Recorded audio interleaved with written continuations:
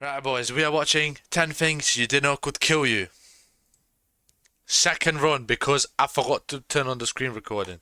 Hell no. Contrary to belief, air hoses are extremely dangerous. Right. Though they're often used for filling up car tires, blowing out dust in keyboards, and inflating huge bouncy castles.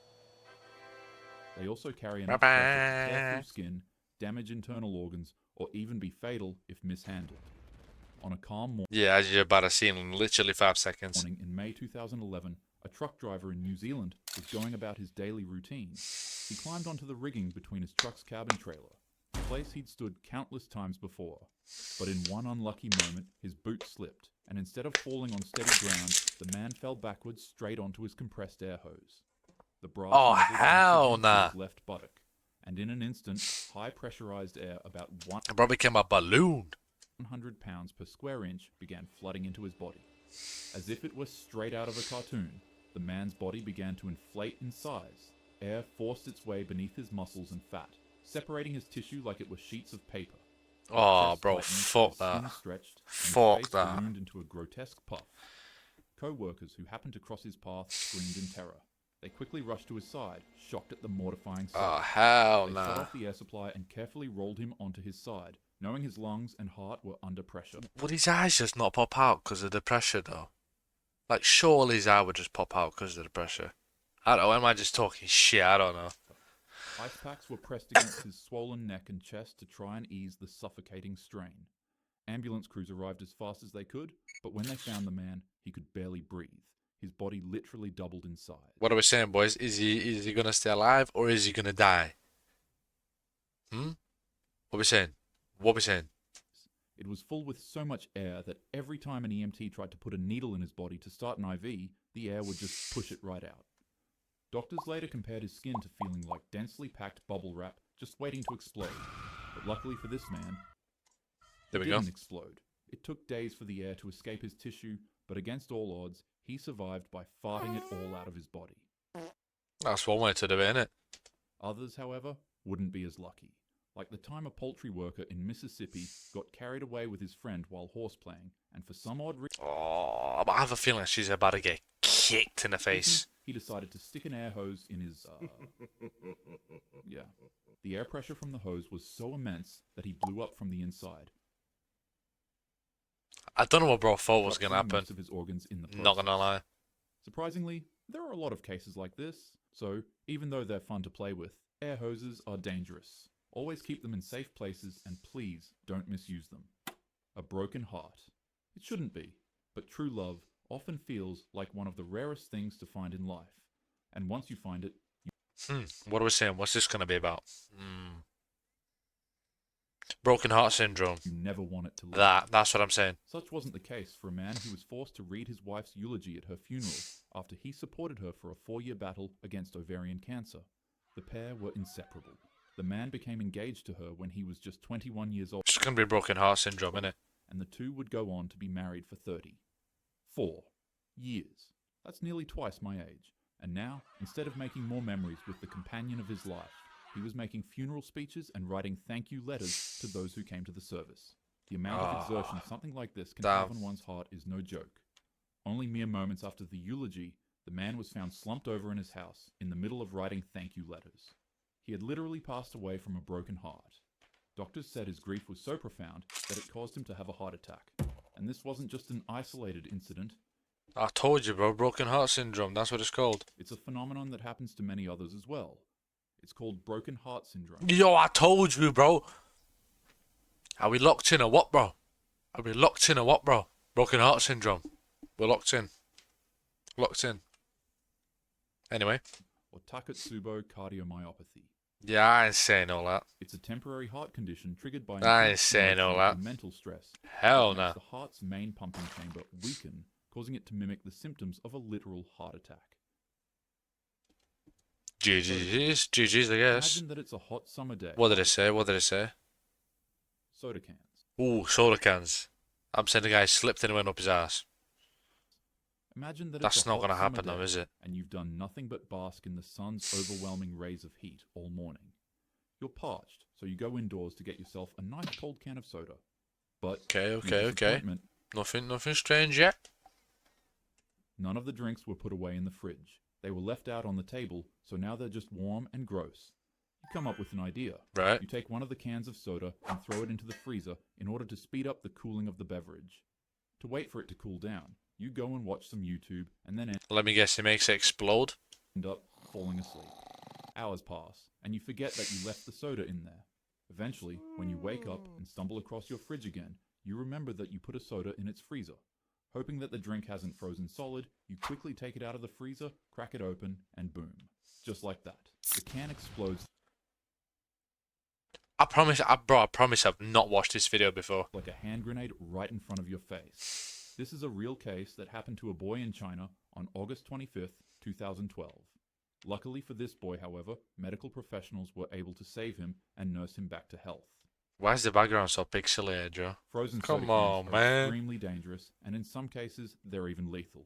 Freezing them forces the carbon dioxide in the soda to create tightly packed reservoirs inside of the can that store high amounts of energy similar to a bomb. So keep your soda in the fridge.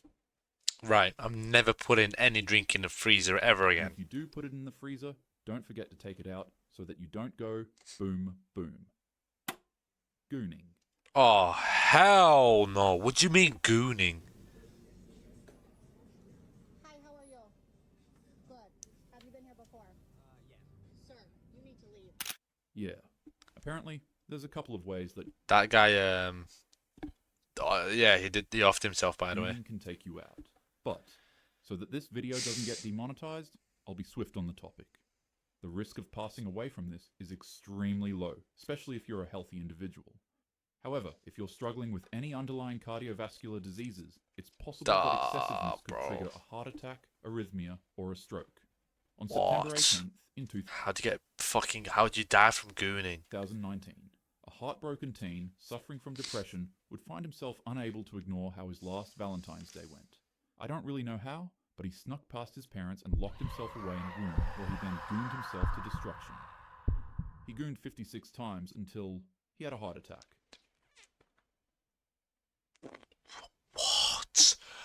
What?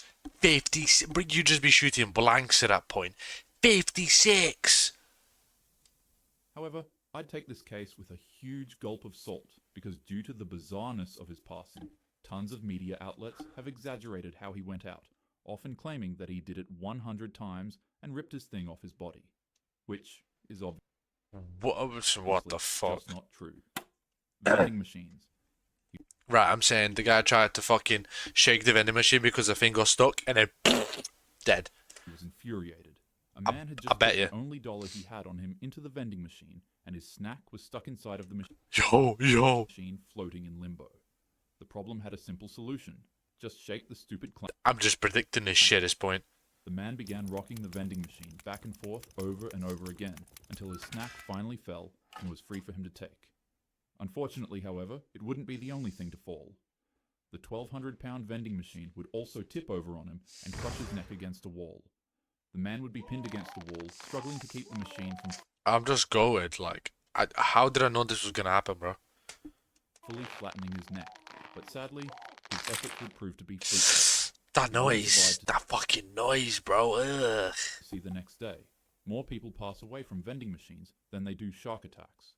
There's about 2 to 4 casualties from vending machines each year in the US. So, if the machine isn't giving up your snack, you can get angry at it, you can swear at it, but don't get into a fight with it. Bro, it's not that hard. If you see the thing tilting, get the fuck out of the way, bro. Fuck the snacks. Fuck the drinks. Get the fuck out of the way, man. 10 out of 10 times, you will lose. Sudden choking. That's kind of self-explanatory, innit? Having food. Dead. Imagine this. You're hanging out with your friends, chilling at a party, and conversing with other people while losing track Yo, of sorry, time. I'm gonna stop pausing. My bad. I just realised I pause a lot. Choking on literally nothing. It's called a laryngospasm. It's a sudden, violent, and involuntary spasm of your vocal cords that is so forceful that it entirely Never mind. I couldn't predict this blocks your shit. body's airways. Mild cases of laryngospasms last just a few seconds, while more intense cases can last up to a few minutes, which is pretty horrifying when you think about it. 1 second, you're chilling on some mobile games. The next second, you're literally fighting for your life and suffocating on nothing. If this ever happens to you, don't panic, or try to gasp for extra air. Remaining calm helps your muscles relax. Yeah, I'm dying. Let me just chill. I feel my neck tightening. Yo, let me just. No. Take small sips of water to clear any possible irritants causing the spasm, and apply pressure on the soft spots behind your earlobes. It'll help your vocal cords ease up. And most importantly, seek professional help. Restaurant signs. Slipped. January 2023, a swarm of fierce winds ripped through Elizabethtown, Kentucky. Oh. The family arrived at their favorite local This Denny's doesn't sound to good. start their morning off with some warm pancakes and coffee, an entirely questionable option for breakfast. No offense. However, towering above the Denny's parking lot was an 80-foot sign weighing more than a ton. To most, the sign was a glowing beacon for bacon, eggs, and pancakes. But for this family, it became the last thing they'd ever see. A 72-year-old woman sat in the car with her husband and daughter when a storm outside struck. The pole groaned under the wind's pressure, then, without warning, it suddenly snapped. The massive sign That came shit going crashing down on the boom. car, crushing the roof and trapping the family inside. Unfortunately, That's horrible, bro. the 72-year-old lady didn't survive its impact, and her husband would also go on to pass away from the injuries the accident gave him. There are multiple cases where restaurant signs, gas station signs, and storefronts fall on people. So, never be discouraged to keep your distance from an unstable-looking board that's giving you an off feeling when you're entering a business. It might just save your life. Sneezing. We all do it.